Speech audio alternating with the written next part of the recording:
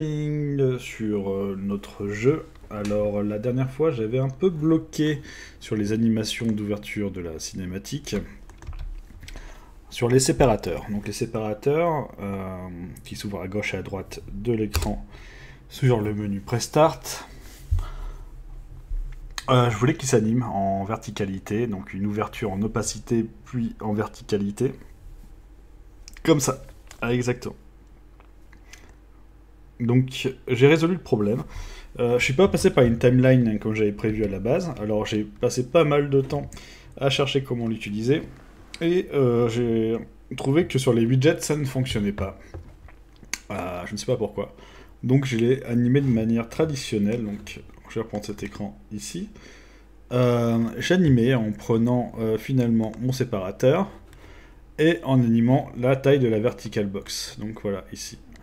Tout simplement. Donc là, il y a une keyframe, on peut l'animer. J'ai pris une valeur par défaut ici, et une valeur finale à la fin. Le problème, c'est que ce n'est pas vraiment responsive. Alors moi, j'aimerais bien plutôt avoir quelque chose qui soit adaptatif, mais tant pis. Pour l'instant, ça fera l'affaire. Donc, pas de souci là-dessus. Je vais le laisser tel quel. Ce qui nous permet de passer à la suite. Et si à un moment, je veux vraiment faire un stream spécial, rendre tous nos éléments adaptatifs de façon fluide, je chercherai une solution également. Mais bon, là, c'est plutôt pas mal. Voilà, donc là, on a fini sur l'écran Story Mode. Je vais continuer sur notre No Game Mode de Meki Meki, qui était un peu le thème que j'avais pris avant et laissé sur place. Donc là on va passer l'intro. On commence le genre Meki Meki, c'est plus simple pour nos joueurs Meki Meki que de switcher du PC au Meki Meki, mais de toute façon je peux changer. Voilà, donc ça on s'en fout.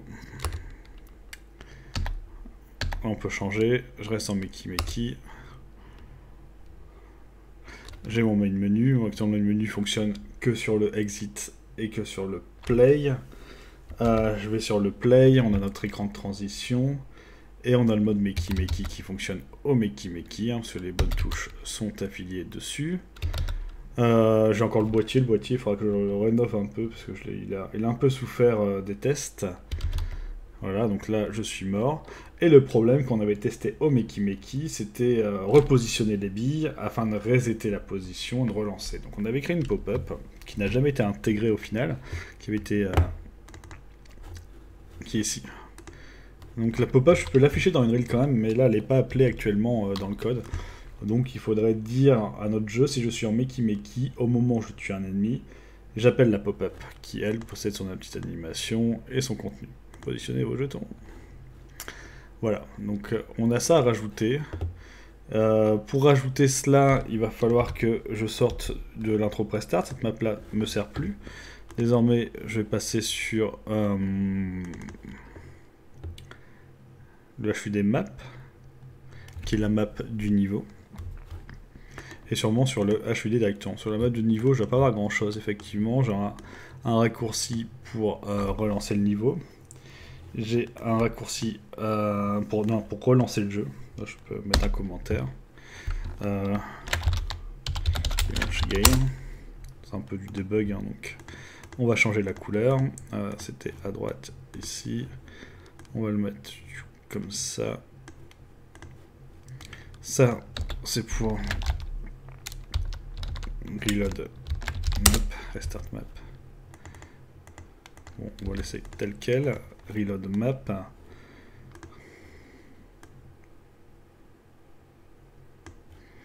c'est pas vraiment la même couleur, tant pis. Voilà, donc ça c'est plutôt du debug qu'on va laisser là. Sur la map, il n'y a pas trop de code. Bonsoir. Bonsoir Alexis. Bonsoir. Du coup, j'ai corrigé le bug de tout à l'heure. J'ai simplifié. J'étais passé par une méthode un peu complexe et qui n'était pas forcément compatible. Du coup, dans ce cas-là, on cherche d'autres solutions, et en général, il y a toujours une autre méthode qui va fonctionner. Donc, c'est le chemin que j'avais pris. Et là, on était au mode de changer de game mode en cours de partie. Et pour cela, il faut que j'aille dans mes widgets blueprint et que j'aille sur mon HUD qui contient tous mes éléments. le game over, etc., les monstres, les lignes et tout. Donc là, j'ai un gros bordel ici. Heureusement qu'on a mis des commentaires, comme ça, je vais pouvoir m'en rappeler. Et si je m'en rappelle, justement, c'était au moment de la victoire, quand on rend les inputs inactifs, on a l'écran de victoire, ça c'est bien. On fait un reset du bottom state. Et là, on recommence. Donc avant de resetter nos boutons, voilà, on va mettre la pop-up ici. CTRL Z. Reset button. C'est un peu le bordel de sectionner tout ça. Je pense que c'est là. Parce qu'on va quand même laisser l'écran de victoire s'afficher. Il reste 1 seconde. Merci d'avoir tout pris, je voulais pas ça. Je prends la mano, c'est un peu naze quand même.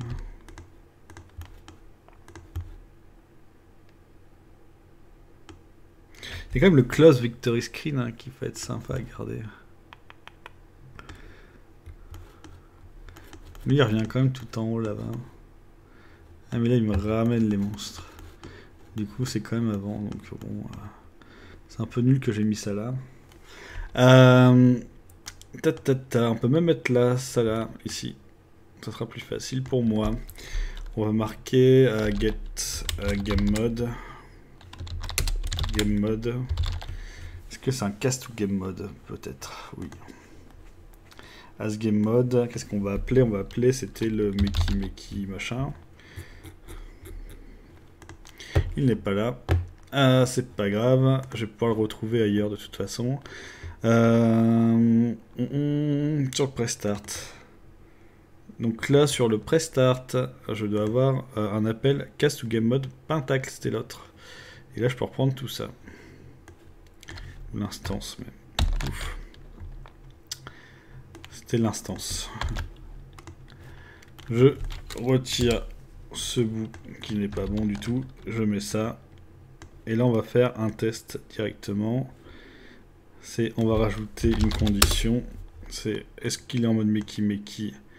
S'il n'est pas en mode Meki, il va continuer. Et s'il est en mode Meki, on va faire un print text qui va nous dire je suis en mode Meki. On compile, save. Et on va tester ça. Donc il va falloir tuer un monstre. Et si je suis en Meki, il va nous dire je suis en mode Meki. S'il ne l'est pas, je vais quand même rajouter un pour être tranquille, pour voir. Je ne suis pas en mode Meki. Pouf pouf. Je ne suis pas en mode Meki. Compile, save et on teste.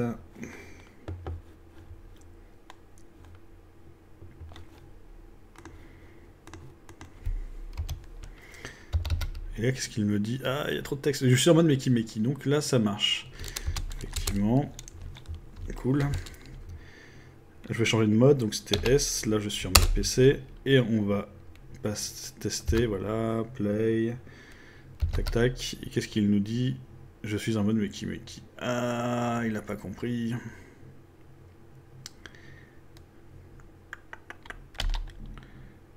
Pourtant, tu devrais être en mode PC.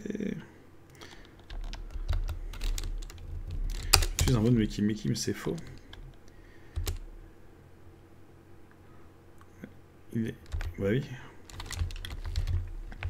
Qu'est-ce qu'il s'est passé? Ça aurait été trop facile. Pourtant, moi, là, je l'appelle get. Meki. Voilà. C'était bien. C'était pourtant bien. Pourquoi il ne veut pas? Parce que ça, j'ai pas branché ma condition. Petite erreur. Donc là, la condition est bel et bien branchée. Et je vais regarder si il capte bien qu'il est en mode Meki ou s'il n'est pas en mode Meki. Le problème, c'est qu'il repart directement du menu principal. Donc là, il dit que je suis en mode Meki. D'accord. Je relance le jeu complètement. Effectivement, je suis en mode Meki. Je passe en mode PC. Et je teste en mode PC. Qu'est-ce qu'il me dit? Je ne suis pas en mode Meki, donc effectivement je suis en mode PC. Ça fonctionne, tant mieux. Donc là, ça c'était bien, c'était sur le HUD. Et au lieu de dire je ne suis pas en mode Meki, je dis je vais marquer je suis en mode PC, ça sera plus facile à lire. Donc là j'ai rajouté toute cette boucle là en plus. Merci de pas tout prendre. Voilà. Donc j'ai élargi ma box. On va mettre notre code ici. Et je vais mettre un commentaire, hein, histoire de dire qu'on s'en rappelle. C'est commentaire. Je teste si je suis en mode PC Meki. Donc à la différence du PC, au lieu juste d'afficher un print text, si là on est en mode Meki, on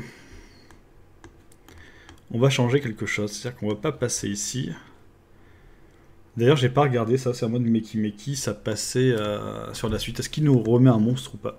Parce que logiquement, vu que c'est pas connecté, il devrait pas continuer donc la suite et il devrait empêcher de fermer le victory screen, etc.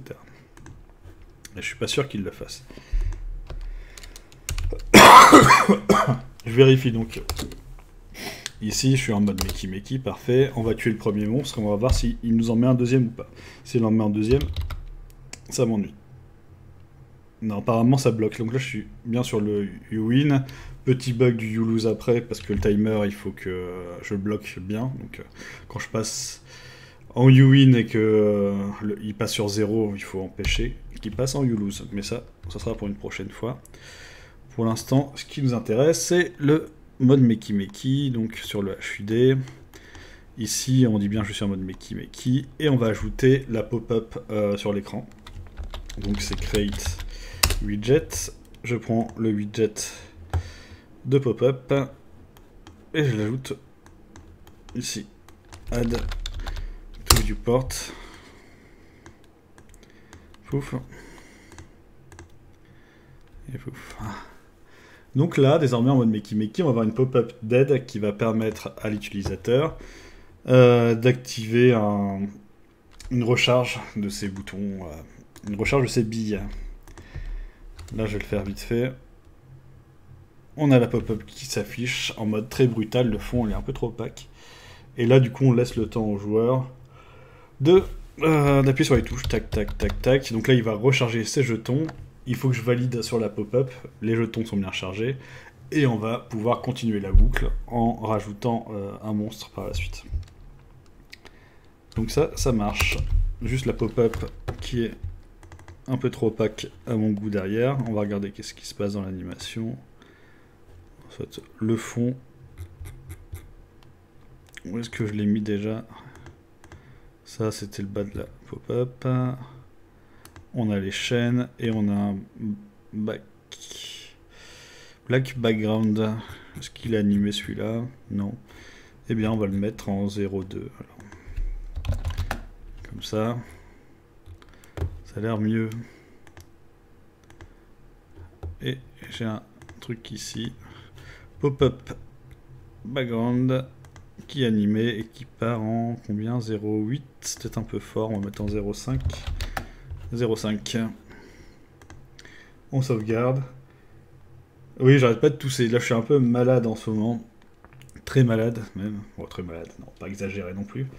Un petit rhume qui me fait tousser. Voyons voir. Ah, j'aurais pas le temps.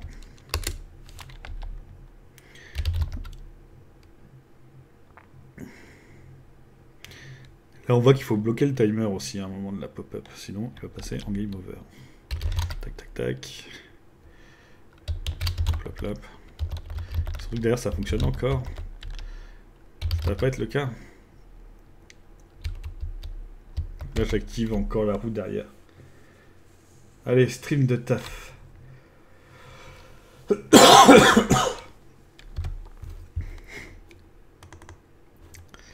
Eh bien, la pop-up fonctionne plutôt bien.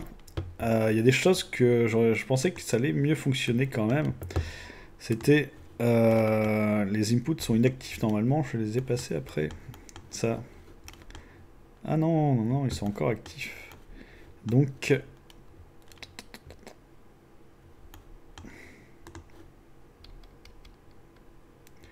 c'était même avant. Ça devait venir là. Cette button state. Ça doit venir là. Je l'ai mis trop tard.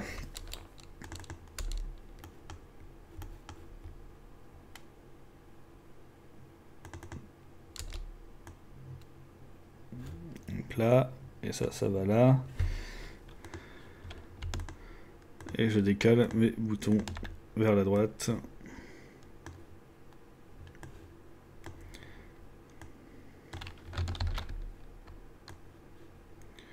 Ceci revient ici. Je suis pas sûr qu'il va aimer si je le mets au-dessus, mais je mets ça là et ça là. Au moins, ça va débugger notre système d'input qui s'active derrière. Donc là, ils vont bien être bloqués comme ce qui était prévu dans le système. La pop-up va marcher. Il restera toujours le système du timer qui déconne.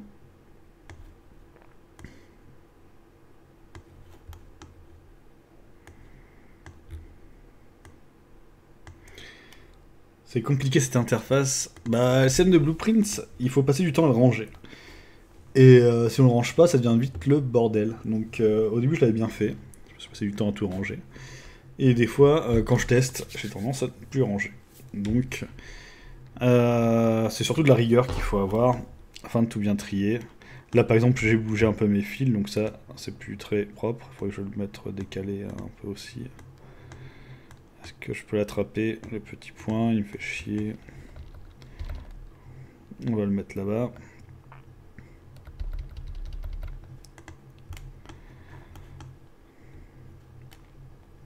Et voilà.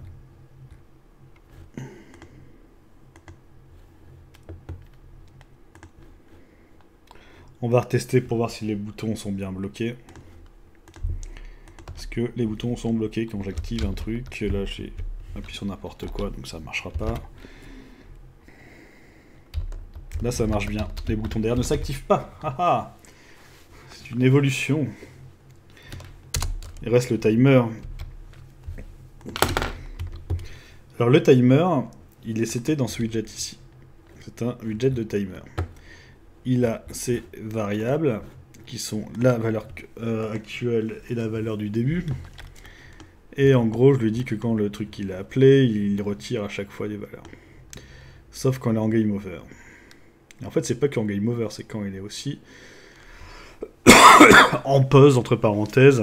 Donc, ouais, c'était un mode de game over. D'accord, je comprends que tu vas dormir. Moi, je vais continuer encore un petit peu. Et je vais surtout faire peut-être un petit ring fit d'une heure après. Comme j'ai pas fait beaucoup de sport depuis un mois, il va être temps de reprendre. Mais en tout cas, une bonne soirée et peut-être à demain. De toute façon, je vais reprendre les streams de façon un peu plus... comment dire? Pas dire standard, ça veut rien dire. Mais voilà. Allez, bonne soirée. Et je repars pendant ce temps-là.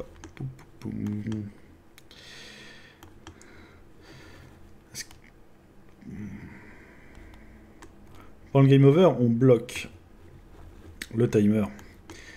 Quand le temps est supérieur à 0, on retire 1.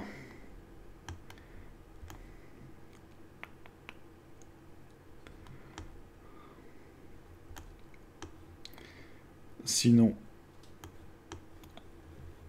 on amène au game over.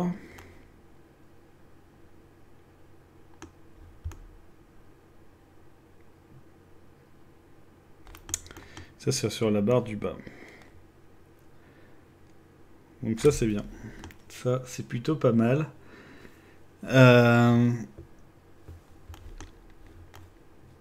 Il nous reste à régler une sorte de pause, en fait, aussi.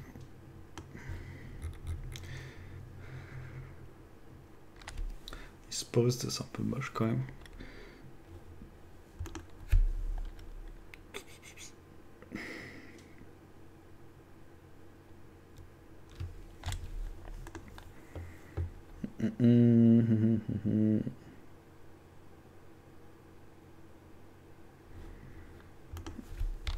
que je mets une condition, un end dessus de condition, c'est-à-dire que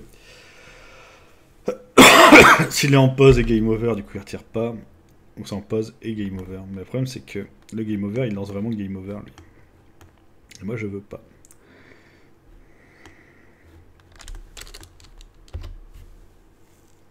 Là il faut que je pense un peu logique avant de régler ça, parce que là je l'ai pas en tête. Bon bref. Bloquer le timer ici. Et en dehors du timer, il faut qu'une fois que ma pop-up soit validée, donc quand tous mes boutons sont activés,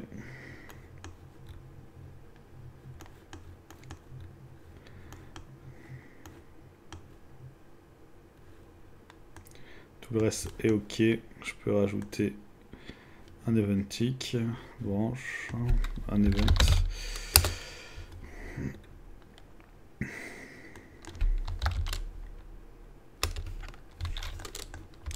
C'était pas celui-là. C'était le end, mais avec un N. Comme ça, je peux en rajouter d'autres.